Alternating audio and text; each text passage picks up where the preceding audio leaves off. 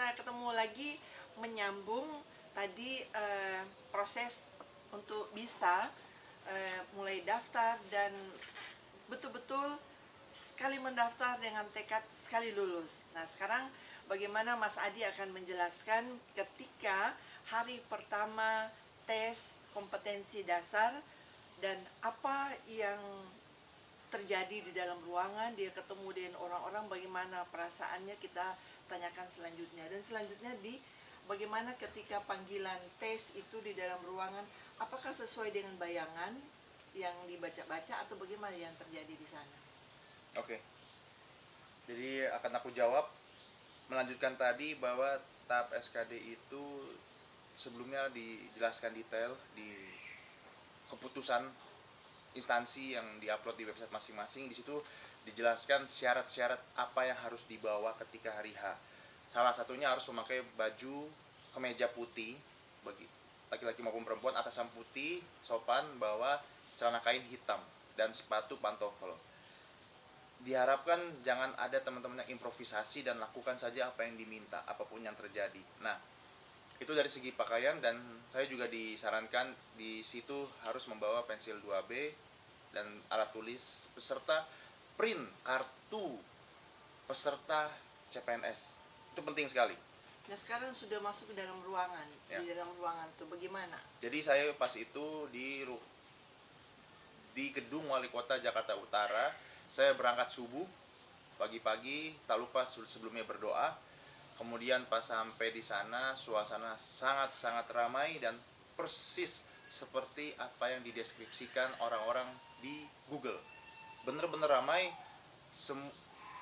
anak-anak muda seumuran saya, karena kan maksimal 30 tahunan. Dalam satu ruangan itu ada berapa peserta? Dalam satu ruangan itu ada sekitar 200, karena saya di aula. Saya kurang tahu kalau di instansi lain kan ada yang satu ruangan 40, cuma kebetulan saya itu sekitar 100 sampai 200 orang karena di aula Wali Kota Jakarta Utara itu meja berderet, Komputer masing-masing. komputer sudah siap, Pengawas? masing-masing ada komputernya, dan itu di nomor urut. Pengawas, panitia sangat rapih dalam mengatur dan mengarahkan kita kemana-kemananya.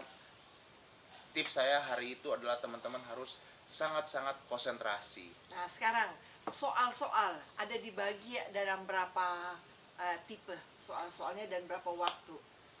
Jadi setelah udah duduk di ruangan, setelah saya udah cek nama saya, ruangan saya dipastikan, saya masuk. Di situ saya duduk sebelah kiri, rada ke belakang, berderet kanan kiri saya, muka-muka penuh harapan. Kemudian dibacakan tata caranya oleh panitia, apa yang harus dilakukan. Masih mulai dengan Indonesia Raya lagi ya? Ya, karena SKD ini simpelnya, tes SKD itu adalah tes komputer, tes CAT. Teman-teman bisa cek sendiri detailnya. Itu depan komputer sudah dijelaskan panitia, dan ketika saya melakukan, saya klik mulai. Di situ ada tampilannya mengisi login, username sama password. Username itu nomor pendaftaran, sama password saya lupa bikin sendiri. Intinya saya udah login, muncullah soal. Itu di atas 50 soal tentunya, saya lupa.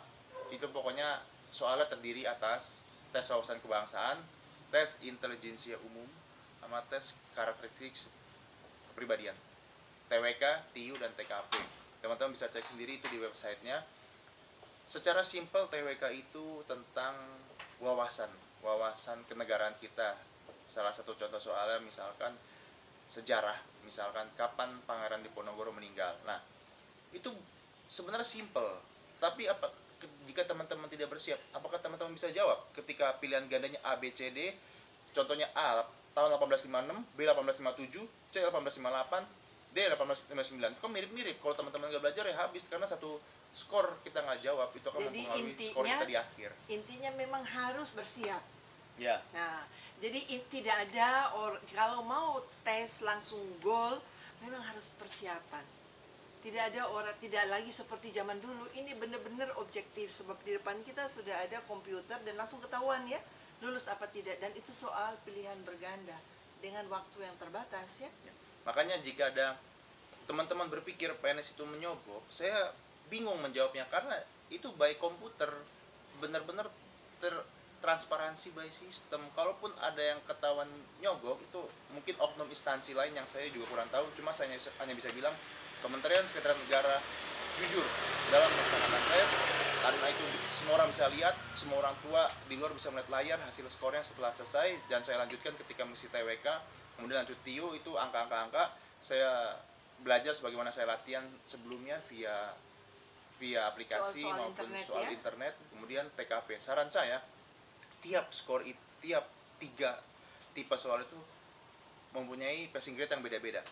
Jadi dalam hal ini teman-teman yang menonton, menurut saya ketika mengerjakan SKD, teman-teman fokus mengerjakan tes TKP dulu, karakteristik kepribadian, karena itu nggak harus urut, bisa berganti-gantian, nanti by sistemnya bisa menyesuaikan dinamika yang terjadi. TKP itu susah, kenapa? Karena itu skornya paling tinggi, dan itu dia bukan cuma pilihan ganda, tapi per pilihan ganda itu adalah gede-gedean skor. Contohnya TKP, saya kasih contoh, misalkan ada ibu-ibu, contoh soalnya ada ibu-ibu menggendong anak datang ke suatu dukcapil bikin KTP. Kita sebagai ASN apa yang harus kita lakukan? Pilihan gandanya A, mengangkat bayi tersebut untuk membantu ibu-ibu mengisi KTP. B, memastikan domisili KTP ibu tersebut. D, melaporkan kepada atasan bahwa ada ibu-ibu yang membawa anak ribet membuat KTP. Dan D, DLL. Nah, itu pertanyaan simple, mirip-mirip, tetapi itu setiap skornya beda, dan banyak sekali yang terjebak sehingga mereka mempunyai skor yang kecil. Makanya menurut saya yang paling susah itu TKP, karena banyak orang meremehkan sebab TKP itu di urutan terakhir. Kalau TWK dan TIU itu modal belajar, harus belajar. Jadi intinya memang sebelum masuk pada tes sudah harus pelajari browsing model-model soal, ya. Ya. Membiasakan, jadi membiasakan dengan soal supaya cepat paham, sebab kalau pilihan ganda pada umumnya itu jawaban mirip-mirip sehingga benar-benar terjebak. Tetapi kalau sudah latih dengan soal-soal yang seperti itu, rasanya banyak ya di internet, banyak juga orang mengupload, membantu teman-teman dengan model-model soal yang sama, rasanya nggak begitu jauh walaupun beda tapi mirip-mirip. Nah itu memang butuh persiapan. Nah sesudah itu setelah tes langsung ketahuan. Jadi teman-teman jangan males, banyak informasi di internet, saya aja nggak keluar uang. Nah, baru setelah mengisi soal semua waktu yang ditentukan, langsung keluar hasilnya.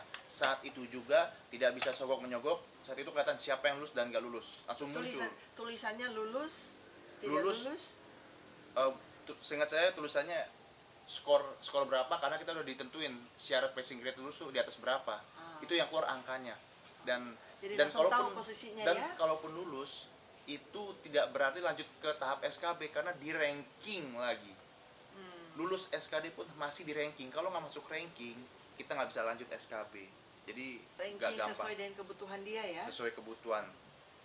Nah setelah itu berapa waktu kemudian ada panggilan untuk tes, apa psikotes apa wawancara bahasa Inggris? Nah, saya lanjutkan bahwa hari itu banyak yang nangis, saya lihat sendiri, karena itu by waktu langsung setelah lulus kelihatan Jadi di guys layar. langsung ketahuan kalau lulus apa tidak lulus, sebab skor dia langsung tahu. Kalau passing grade-nya 400, dia cuma dapat skor 350, dia tahu pasti nggak lulus. Jadi memang dari tes itu tidak ada kemungkinan terjadi hal-hal yang tidak jujur. Semua objektif di situ. Kalaupun ada itu oknum, dan oknum tersebut hanya 20% dari yang saya lihat di internet dari semua cerita-cerita. Nah, guys, setelah itu kita sambung nanti pada episode berikutnya. Setelah lolos dari SKD itu tes apa lagi dan berapa jangka waktu diinformasikan untuk dipanggil pada tes berikutnya. Kita jangan stay tune di channel ini, kita sambung pada episode berikutnya.